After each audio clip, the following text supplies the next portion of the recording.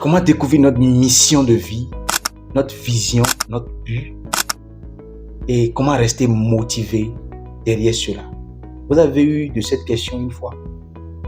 Eh bien, mes apprenants m'ont posé une telle question dans mon groupe. J'ai pensé partager la réponse que je leur ai donnée pour une approche de réponse qui vous permet de découvrir vos réponses personnelles qui sont déjà en vous à ces questions. Juste après ceci.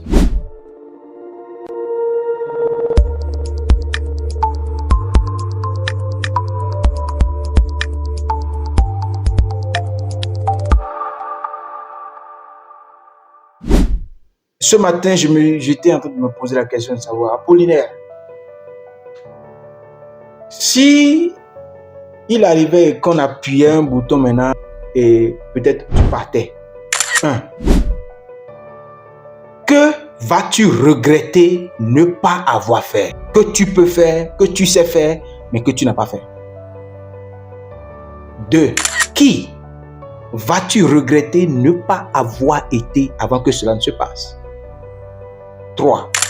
Que vas-tu regretter ne pas avoir eu? 4. Quelle cause suscite ta colère? Ça t'irrite, ça t'énerve. Quelque chose d'injuste se passe. Et ça t'énerve. Et tu l'étouffes. Maintenant, si une telle chose se passait, quelle est cette cause? Quand on te trouve, c'est de ça que tu parles tout le temps. Mais que tu n'as jamais agi par rapport à cela. Si tout cela se passait maintenant là, quelle est cette cause que tu vas regretter de ne pas avoir poursuivi? Quelle est cette injustice qui se passe actuellement dont tu as la capacité, les prédispositions pour pouvoir communiquer par rapport à ça, mais que tu ne fais pas actuellement? 5e question. Qui vas-tu regretter de ne pas avoir aidé? Qui vas-tu regretter de ne pas avoir aidé? Ou quel héritage vas-tu regretter de ne pas avoir laissé? Vous voyez ces questions? Réponse à ces questions contiennent vos visions, vos missions, vos valeurs, vos principes et ce qui va vous garder motivé tout le long de votre vie. Jim Rohn a dit quelque chose que je garde à cœur. Il dit, notre vie est changée à cause de 2 choses. Soit par l'inspiration, soit par le désespoir. Et si l'un ne vous attrape pas, l'autre vous attrapera. Certaines personnes disent que je vais chercher ce qui m'inspire. Mon frère, tout le monde n'est pas né pour être inspiré avant de commencer. Parfois, c'est les choses qui nous choquent, qui nous énervent.